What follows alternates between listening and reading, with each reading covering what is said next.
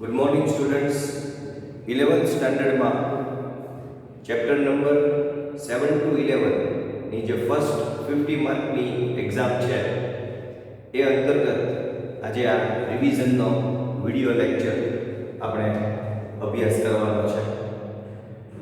7 થી 11 ચેપ્ટર એક વિડિયોમાં પોસિબલ નથી, પણ જેટલું શક્ય હોય એટલું આપણે આ વિડિયોમાં રિવિઝન કરવાનો પ્રયત્ન કરીએ. 7th ચેપ્ટર એ કેશ બુક, જે ટ્રાન્ઝેક્શન કેશના છે એ બધા ટ્રાન્ઝેક્શન કેશ બુકમાં મેઇન્ટેન થતા હોય. ઓવરઓલ એકાઉન્ટનો આપણે વ્યૂ જોઈએ તો કોઈ પણ ટ્રાન્ઝેક્શન પહેલા આમનોના ચોપડામાં એટલે કે જનરલમાં એન્ટ્રી પડે.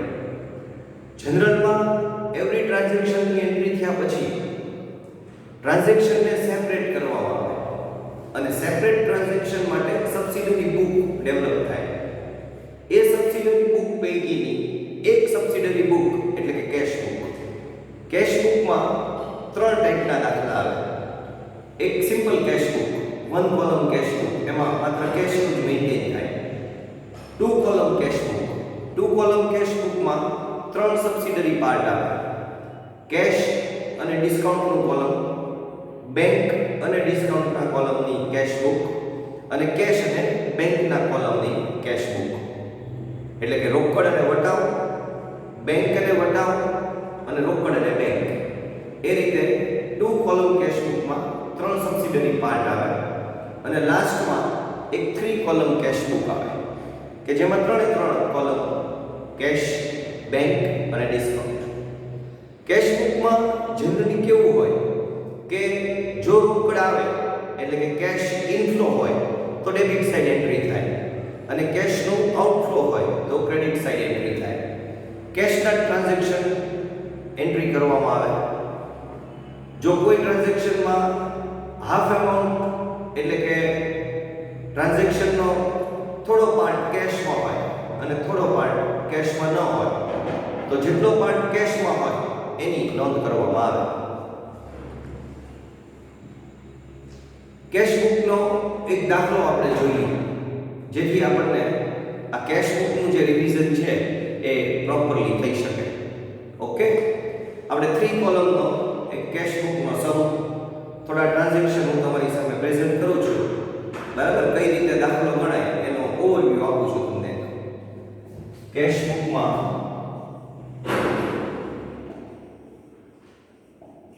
Three column cash book,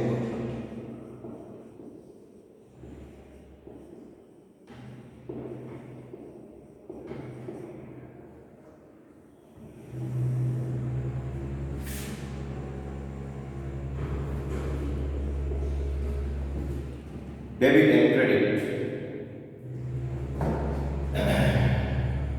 Date, particular. ત્રણ કોલમ આવશે. ત્રણ કોલમની પહેલા એક લેજરનું કોલમ આવે અને એક રિસીપ્ટ નંબર આવશે. સામે વાઉચર નંબર અને લેજરનું કોલમ આવશે. એમાં કશું લખવાનું નથી હોતું. એક રિસીપ્ટ નંબર આવશે અને એક એલએફ નંબર આવશે. આમાં આપણે કશી એન્ટ્રી નથી કરતા. એમાઉન્ટ માટે આપણે ત્રણ કોલમ આવશે. એક ડિસ્કાઉન્ટ આવશે. અહીંયા જે ડિસ્કાઉન્ટ છે ને એ ડિસ્કાઉન્ટ એલાઉડ છે એટલે કે ડિસ્કાઉન્ટ આપણે આપેલું છે તો એક ડિસ્કાઉન્ટનું કોલમ આવશે. પછી કેશનું કોલમ આવશે.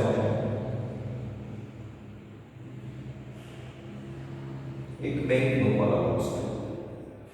આ ત્રણ જે છે એ એમાઉન્ટ માટેના કોલમ છે. આ બાજુ ડેટ, પર્ટિક્યુલર, રિસીપ્ટ નંબરની જગ્યાએ હવે આવશે વાઉચર નંબર, એલએફ નંબર. ત્રણ કોલમ જે છે એ એમાઉન્ટ માટે. ડિસ્કાઉન્ટ અહીંયા રિસીવ ડિસ્કાઉન્ટ કહેવાય, કેશ અને બેંક. આમાં કઈ રીતે ટ્રાન્ઝેક્શનની એન્ટ્રી થાય એ આપણે થોડું સમજીએ.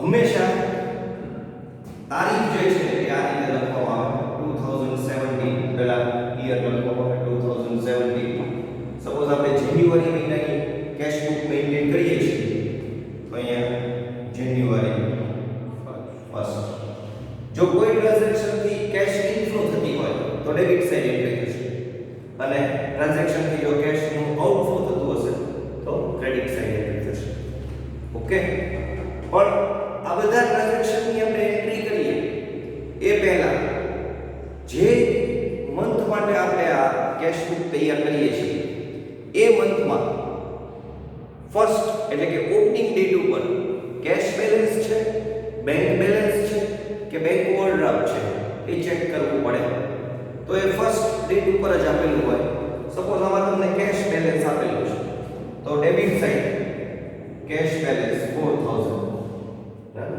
અને અહીંયા લખવાનું છે 2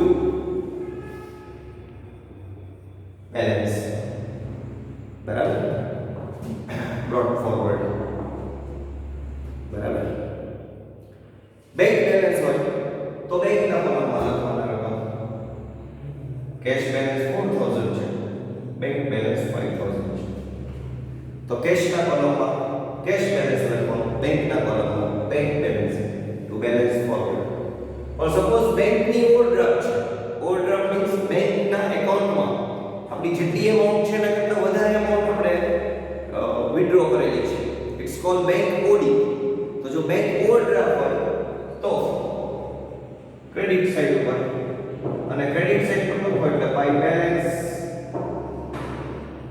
બ્રોટ ફોરવર્ડ બેંકના કોલમમાં 5000 સપોઝ બેંક બેલેન્સ હોય તો આપણે ડેબિટ સાઇડ કરશું અને બેંક ઓડી હોય તો આપણે ક્રેડિટ સાઇડ કરશું કેશમાં તો ઓલવેઝ બેલેન્સ જ હોવાનું ડેબિટ સાઇડ આપણે એન્ટ્રી કરશું આ રીતે દાખલો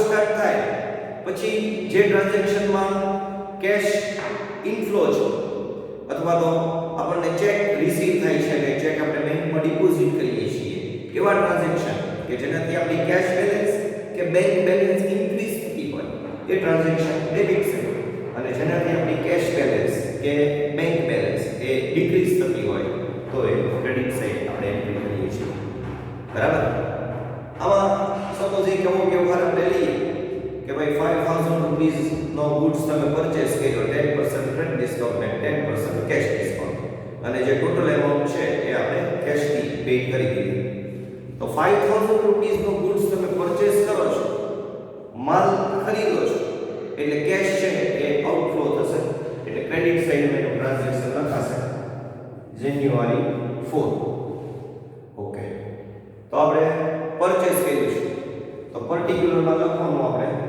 બાય પરચેસ એકાઉન્ટ ટ્રાન્ઝેક્શન કઈ રીતે કરવાનું આ ટ્રાન્ઝેક્શન આપણે એન્ટ્રી કરી પણ ટ્રાન્ઝેક્શન નું કાઉન્ટિંગ કરી અને આમાં એન્ટ્રી કઈ રીતે કરવાની એ બહુ વેરી ઇમ્પોર્ટન્ટ પાર્ટ છે 5000 નો સ્ટોક છે 10% ટ્રેડ ડિસ્કાઉન્ટ એટલે 500 નું ટ્રેડ ડિસ્કાઉન્ટ કટ કરી નાખો એટલે 4500 બીજ હવે એ 4500 ની એન્ટ્રી થશે બરાબર આ એક યાદ રાખજો કે ટ્રેડ ડિસ્કાઉન્ટ કટ કર્યા પછી જે એમાઉન્ટ છે એ એમાઉન્ટ ની એન્ટ્રી થાય એટલે 5000 નો ગુડ્સ તમે પરચેસ કર્યો એમાં 10% ટ્રેડ ડિસ્કાઉન્ટ એટલે 500 નું ટ્રેડ ડિસ્કાઉન્ટ તમે કટ કરી દીધું તો એ તમે કટ કર્યું પછીની જે એમાઉન્ટ હતી 4500 એની આપણે એન્ટ્રી કરશું પણ એ 4500 માં સ્ટુડન્ટ્સ 10% કેશ ડિસ્કાઉન્ટ છે તો 4500 into 10% એટલે 450 નું કેશ ડિસ્કાઉન્ટ 450 નું કેશ ડિસ્કાઉન્ટ અને રિમેનિંગ એમાઉન્ટ થઈ 4050 બરાબર 4500 હતા ટ્રેડ ડિસ્કાઉન્ટ કટ કરેલી રકમ એમાં આપણે 10% ટ્રેડ ડિસ્કાઉન્ટ કાઉન્ટ કર્યું 450 અને આપણે એન્ટ્રી પણ કરી હવે એ આપણે 10% નું કેશ ડિસ્કાઉન્ટ કટ કરનાર 4500 માંથી તો 4050 આ જે એમાઉન્ટ છે એ આપણે કેશ થી પે કરી તો એ કેશ ના કોલમમાં લખો 4050 જો આપણે ચેક થી પે કરી હોય ચેક તમે ડ્રો કરી અને ચેક તમે ક્રેડિટર્સ ને આપેલો હોય તો એ બેંક ના કોલમમાં લખવાનું રહેશે બરાબર હવે તો લોટ્સ ઓફ ટ્રાન્ઝેક્શન કેશ બુકમાં નોંધાતા હોય છે આપણે આ વિડિયો લેક્ચરની થોડી મર્યાદા છે, એટલે જેટલું હું તમને એક્સપ્લેન કરી શકું, જેટલું સમજાવી શકું છું એટલું તમે સમજજો, અને એમ છતાં ન ખ્યાલ આવે તમે ફોન કરીને મને પૂછી શકો છો. ઓકે, ચાલો એક આપણે સેલ કરીએ કે ભાઈ આપણે ગુડ્સ છે એ સેલ કર્યો 10,000 10% ટેક્સ ડિસ્કાઉન્ટ, 10% કેશ ડિસ્કાઉન્ટ, પણ એમાં આપણને હાફ એમાઉન્ટ જ રિસીવ થઈ, હાફ એમાઉન્ટ આપણને હજી નથી મળી. તો એ કેમ કરશો? સૌથી પહેલા તો તમારે ગુડ્સ તમે સેલ કર્યો છે એટલે કેશ ઇનફ્લો થઈ, કેશ આવે એટલે આપણે ડેબિટ સાઈડ સપોઝ 6 છે ટુ સેલ એમાઉન્ટ. તો અહીંયા કઈ રીતે એન્ટ્રી થશે? 10,000 નો સ્ટોક્સ છે એ તમે સેલ કરી, 10% ટ્રેડ ડિસ્કાઉન્ટ એટલે 1000 નો ટ્રેડ ડિસ્કાઉન્ટ કટ કરવાનો, તો 9,000 રૂપીસ બચ્યા. હવે 9,000 માંથી હાફ એમાઉન્ટ આપણને રિસીવ થઈ છે અને હાફ એમાઉન્ટ હજી રિસીવ થવાની બાકી છે.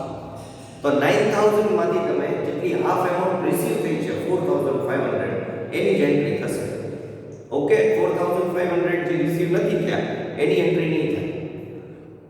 ઇન પ્રીવિયસ ચેપ્ટર જે સબસિડરી બુક શીખ્યા એમાં રૂલ્સ છે કે આના કરતા થોડું રિવર્સલ હોય. સપોઝ કોઈ બી ટ્રાન્ઝેક્શનમાં પાર્ટની ટ્રાન્ઝેક્શન કેશ વાળો હોય અને પાર્ટની ટ્રાન્ઝેક્શન ડેબિટ હોય, તો આખે આખું ટ્રાન્ઝેક્શન ડેબિટ તમારે એક્સેપ્ટ કરી અને આપણે એન્ટ્રી કરતા હતા. અહીંયા એવું નથી. અહીંયા ટ્રાન્ઝેક્શનમાં જે પાર્ટ કેશ વાળો છે એની એન્ટ્રી થશે, જે પાર્ટ ડેબિટ વાળો છે કે જેમાં હજી કેશ નથી આપણને રિસીવ થઈ કે કેશ આપણે નથી પેડ કરી એની એન્ટ્રી થશે નહીં. ઓકે, તો જે પાર્ટ કેશ રિસીવ થયો છે હાફ પાર્ટ 4,500 એની એન્ટ્રી થશે. હવે 4,500 માં 10% કે 5% જે કંઈ મેં કીધું હોય એ આપણે કેશ ડિસ્કાઉન્ટ કાઉન્ટ કરવું પડશે. સપોઝ 5% કરીએ કેશ ડિસ્કાઉન્ટ, તો 4,500 ઇન્ટુ 5% છે તો 225 નું કેશ ડિસ્કાઉન્ટ આપણને મળ્યું કહેવાય. 225 કેશ ડિસ્કાઉન્ટ, સોરી આ કેશ ડિસ્કાઉન્ટ જે છે એ એલાઉ કહેવાય. આ તો રિસીવ નંબર છે, સોરી 225 જે ડિસ્કાઉન્ટ છે આ એલાઉ ડિસ્કાઉન્ટ કહેવાય, આપણે આપેલું ડિસ્કાઉન્ટ. અને આ જે છે ને એ રિસીવ ડિસ્કાઉન્ટ કહેવાય, આપણને મળેલું ડિસ્કાઉન્ટ કહેવાય. તો 225 ડિસ્કાઉન્ટ તમે આપ્યું તો 4,500 માંથી 225 આપણે કટ કરીએ તો રિમેનિંગ એમાઉન્ટ 4,275 એ આપણને જો કેશ થી મળી હોય તો કેશના કોલમમાં લખવાની, જો આપણને ચેક મળ્યો હોય અને ચેક આપણે બેંકમાં ડિપોઝિટ કર્યો હોય તો બેંકના કોલમમાં લખવાની. ઓકે, તો આ રીતે એક્સપેન્સ તમે પેડ કરો તો ક્રેડિટ સાઈડ એન્ટ્રી કરવાની, પછી તમે ઇન્કમ તમને રિસીવ થાય તો ડેબિટ સાઈડ એન્ટ્રી કરવાની, લાસ્ટમાં ટોટલ કરવાનું, બરાબર ને? જે બેલેન્સ આવે ભાઈ બેલેન્સ કેરી ડાઉન કેરી ફોરવર્ડ એ રીતે દાખલો પૂરો કરવાનો. કેશ બેલેન્સ અને સોરી આપણે કેશ બુક પછી પ્રોપર જનરલ છે, લેજર પોસ્ટિંગ છે, ટ્રાયલ બેલેન્સ છે અને બેંક રિકન્સિલિએશન સ્ટેટમેન્ટ છે. આ દરેક ચેપ્ટરમાં એક્સરસાઇઝના સમ છે એ હું પૂછવાનો છું, એટલે એક્સરસાઇઝના સમ આપણે શાંતિથી કરવાના રહેશે. પેપર સ્ટેપ પણ હું તમને WhatsAppમાં સરને આપીશ કે તમને ફોરવર્ડ કરશે પેપર સ્ટેપ પણ. તો આ રીતે કેશ બુક મેન્ટેન થતું હોય. પોસિબલ નથી આમાં આખો દાખલો ગણવો, એક દાખલા માટે એક વિડિયો જોઈએ આખો, બરાબર? તો હજી આપણે આ કેશ બુક થોડુંક સમજાયું એ રીતે આપણે આગળ લેજર પણ થોડું સમજાવી દઈએ. હાર્દ અને વત્સલરાજ બંને સામે છે મારી, અને બંને આ વિડિયો લેક્ચર જે હું બોલું છું એ ફોલો કરે છે, બરાબર? અને વત્સલરાજ આ વિડિયો ઉતારવામાં પણ હેલ્પ કરે છે. ભલે ને સમજાતું કાંઈ ન હોય પણ એ સરસ અત્યારે બે હસે છે, બરાબર? હવે આપણે લેજર ઉપર ભાઈ કોન્સન્ટ્રેટ કરીએ, બરાબર? લેજરનું પછી પ્રોપર જનરલ એ હવે પ્રોપર જનરલમાંથી પછી કરીએ, પહેલા આપણે લેજર એક કરી નાખીએ. ટ્રાયલ બેલેન્સમાં અમુક એકાઉન્ટની ડેબિટ બેલેન્સ હોય, અમુકની ક્રેડિટ બેલેન્સ હોય, આપણે યાદ રાખવાનું છે. અને બેંક રિકન્સિલિએશન છે એ તો આપણે બહુ વ્યવસ્થિત ભણ્યા છીએ. હું મને લગભગ આવ્યો ત્યારે બેંક રિકન્સિલિએશન જ આપણે અગત્યનું પહેલું ચેપ્ટર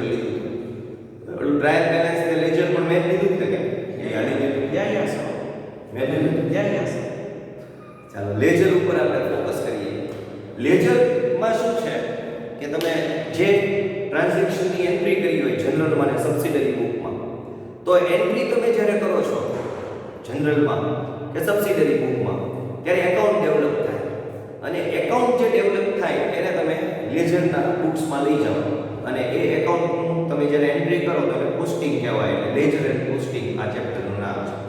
સપોઝ કોઈ એક જનરલ આપણે લઈએ કે ભાઈ 4000 નો માલ પરચેસ કરીએ તો આપણે જનરલમાં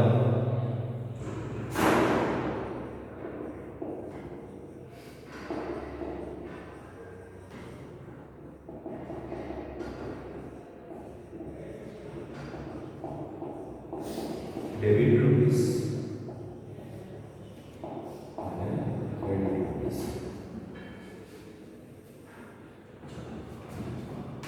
બચ્ચા જે લખું છું એ બતાય છે ને આવે હા બધું આવે છે. ઓકે 2015 ડિસેમ્બર 4 સપોઝ એક જનરલ આપણે આવી કહીએ કે ભાઈ આપણે સેલરીના 400 રૂપીસ પેડ કર્યા, સેલરીના 4000 રૂપીસ આપણે પેડ કર્યા, તો એની જનરલ એન્ટ્રી કેમ થશે? Salary account debit, salary account debit 4000 to cash account credit 4000. Salary account debit to cash account credit. એટલે આમાં બે એકાઉન્ટ ડેવલપ થયા, એક સેલરીનું અને એક કેશનું. તો આમાંથી આપણે બે એકાઉન્ટ બનાવીએ. સપોઝ આપણે સેલરી એકાઉન્ટ બનાવીએ. આમાં ખાલી તમારો હાથ આવે છે. ઓકે, કાંઈ વાંધો નહીં, દેખાય છે બધું દેખાય છે. સેલરી એકાઉન્ટમાં debit side, credit side, date, particular, જેએફ number, amount rupees.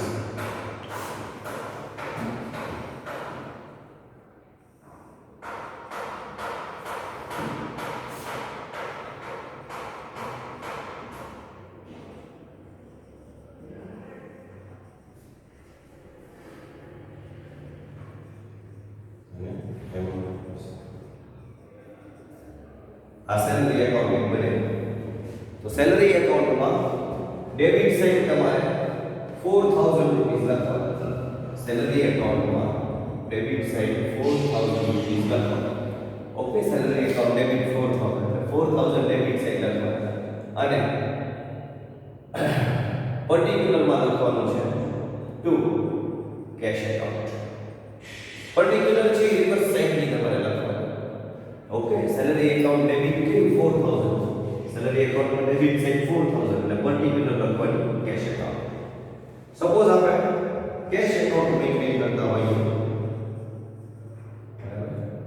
Cache account આમાં હું તૈયાર કરું છું કેશ એકાઉન્ટ, બાજુમાં નથી કરતો. તો કેશ એકાઉન્ટમાં બસ પછી કાંઈ ન લખતા. અને પછી તમે લીટી કરીને પછી ન લખતા. કેશ ની નીચે લખી નાખજો અને પછી ન લખતા. ઓકે, તો કેશ એકાઉન્ટમાં ક્રેડિટ સાઈડ 4000 લખવાના. આ દેખાય ને? હા 4000 ક્રેડિટ સાઈડ લખવાના કેશ એકાઉન્ટમાં અને પર્ટિક્યુલરમાં લખવાનું સેલરી એકાઉન્ટ. બરાબર, બાય. તો આ રીતે પોસ્ટિંગ કરવાનું. પછી એની બેલેન્સ ફાઇન્ડ કરવાની અને બેલેન્સ ફાઇન્ડ કર્યા પછી ટ્રાયલ બેલેન્સ બનાવવાનું. ટ્રાયલ બેલેન્સમાં હું તમને થોડું કહી દઉં ઓરલી કે એસેટ્સ હોય, કોઈ એક્સપેન્સ હોય, એ બધાની ડેબિટ બેલેન્સ આવે. કોઈ ઇન્કમ હોય, લાયબિલિટીઝ હોય, એની ક્રેડિટ બેલેન્સ આવે. કેપિટલની ક્રેડિટ બેલેન્સ, ડ્રોઈંગની ડેબિટ બેલેન્સ. આ બંને પર્સનલ એકાઉન્ટ થયા ઓનર્સના. ઓનર્સ જ્યારે ફોર્મને કંઈ આપે છે, ઓનર્સ જ્યારે ગિવર હોય છે ત્યારે કેપિટલ ક્રેડિટ એકાઉન્ટ, અને ઓનર્સ જ્યારે રિસીવર હોય, જ્યારે ફોર્મ પાસેથી કંઈ મેળવે તો ડ્રોઈંગ એકાઉન્ટ જે છે debit balance. Purchase debit balance, purchase return credit balance. Cell account credit balance, cell return debit balance. ડેટર્સ એટલે કે આપણે જેને ક્રેડિટ સેલ કરેલું છે કે જેની પાસેથી આપણે જે એમાઉન્ટ રિસીવ કરવાની બાકી છે, રિસીવેબલ એમાઉન્ટ છે, તો એ ડેટર્સ છે કે બિલ્સ રિસીવ રિસીવેબલ છે એની ડેબિટ બેલેન્સ, ક્રેડિટર્સ કે બિલ્સ પેએબલ એની ક્રેડિટ બેલેન્સ. આપણે યાદ રાખવાનું હોય છે, બરાબર. કેશ, બેંક, આ બધાની ડેબિટ બેલેન્સ, પણ બેંકમાં જો ઓડી હોય તો ક્રેડિટ બેલેન્સ. એવરી એસેટ્સ, બરાબર, ટેન્જિબલ કે ઇન્ટેન્જિબલ, કરંટ કે નોન કરંટ, એ બધાની ડેબિટ બેલેન્સ, બરાબર. લેન્ડ બિલ્ડિંગ છે, મશીનરી છે, પ્લાન્ટ છે, ફર્નિચર છે, ગુડવિલ છે, પેટન્ટ છે, ટ્રેડમાર્ક છે, કોપીરાઇટ છે, ફોર્મ્યુલા છે, licence, software, every intangible asset, tangible assets, એ બધાની આપણે કોઈ ઇન્વેસ્ટમેન્ટ હોય, અધર કંપનીના શેર્સમાં કે ડિબેન્ચરમાં ઇન્વેસ્ટમેન્ટ કરેલું હોય, નર્મદા નિગમના બોન્ડમાં ઇન્વેસ્ટમેન્ટ કરેલું હોય, આ બધી એસેટ છે એની ડેબિટ બેલેન્સ આવશે. લાયબિલિટીઝ, બેંક લોન છે, ઓવરડ્રાફ્ટ છે કે ક્રેડિટર્સ છે, બિલ્સ પેએબલ છે, આ બધાની ક્રેડિટ બેલેન્સ આવશે. તો ટ્રાયલ બેલેન્સમાં તમારે કયા એકાઉન્ટની કઈ બેલેન્સ છે એ બરાબર યાદ રાખી અને ટ્રાયલ બેલેન્સ તૈયાર કરવાનું છે, બરાબર. બેંક રિકન્સિલિએશનની કન્સેપ્ટ હું તમને ખાલી કહું છું, સાંભળજો કે બેંક રિકન્સિલિએશન શા માટે જરૂરી છે. Bank reconciliation is a statement, but Y bank reconciliation statement is important for every firm. કારણ કે તમે જે બેંક સાથેના ટ્રાન્ઝેક્શન એન્ટ્રી કરો છો કેશબુકમાં, અને બેંક તમારી સાથેના ટ્રાન્ઝેક્શન એન્ટ્રી કરે છે પાસબુકમાં. તમે જે કેશબુકમાં ટ્રાન્ઝેક્શન એન્ટ્રી કરો છો અને બેંક જે પાસબુકમાં ટ્રાન્ઝેક્શન એન્ટ્રી કરે છે, એ બંનેની બેલેન્સ ઇક્વલ વેરિયસ રીઝનથી ન હોય, અને એ ઇક્વલ બેલેન્સ નથી. એ ઇક્વલ કરવા માટે ડિફરન્સ બેલેન્સમાં જે પડે છે એના માટેના જે રીઝન્સ છે, એ રીઝન્સને દૂર કરવા માટે આપણે બેંક રિકન્સિલિએશન સ્ટેટમેન્ટ બનાવીએ છીએ. બહુ વિગતે ક્લાસરૂમમાં દરેક ચેપ્ટરો, દરેક દાખલાઓ આપણે જોયા છે. આ એક નાનકડું એવું માધ્યમ છે. સ્કૂલ તરફથી એવો આગ્રહ હતો કે વિડીયો લેક્ચર મૂકો, એટલે આ વિડીયો લેક્ચર મેં બનાવ્યો છે. પણ આમાં ઇનફ નથી, આ 30 મિનિટમાં રિવિઝન ઇનફ નથી, બરાબર. 30 મિનિટના સપોઝ 10 લેક્ચર જાય તો રિવિઝન નો પોસિબલ બને. કારણ કે તમે રિવિઝનમાં જે રીતે તમારે દાખલા ગણવાના છે, જે દાખલો શીખવાનો છે, એના માટે જો તમને ન ફાવતું હોય તો મારે 22 તારીખથી લઈ અને 26 તારીખ સુધી બીએડની એક્ઝામ છે. એટલે ત્યાં સુધી તમે આપણી પરીક્ષા કઈ તારીખે છે? 24 છે. તો તમે થોડું જાતે પ્રયત્ન કરજો.